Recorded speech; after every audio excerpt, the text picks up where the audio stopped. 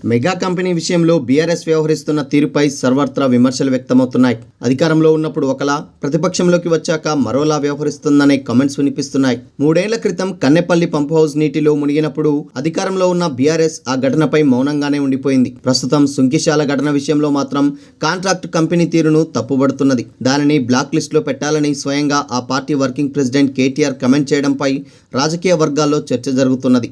నాడు ఆ కంపెనీపై ప్రశంసలు కురిపించిన నేతలు నేడు అదే సంస్థపై విమర్శలు చేయడం ఆశ్చర్యం ఉందంటూ సొంత పార్టీ నేతల్లోనే గుసగుసలు మొదలయ్యాయి. కాళేశ్వరం ప్రాజెక్టులో అంతర్భాగమైన కన్నెపల్లి, అన్నారం పంప్ హౌజ్ల కాంట్రాక్ట్ పనులు చేపట్టింది మెగా కంపెనీయే. 2 ఏళ్ల క్రితం వచ్చిన వరదల వల్ల అవి నీటిలో మునిగిపోయాయి. సెంట్రల్ వాటర్ కమిషన్ నిర్దేశించిన స్థాయి వరద రాకుండానే 2 పంప్ హౌజ్లు నీటిలో మునిగిపోవడానికి ప్రధాన కారణం డిజైన్ లోపమేనన్న విమర్శలొచ్చాయి. అందులోని బాహుబలి మోటార్లు సైతం పనికి రాకుండా పోవడంతో పాటు వాటి చుట్టూ నిర్మించిన రక్షణ గోడలు కూడా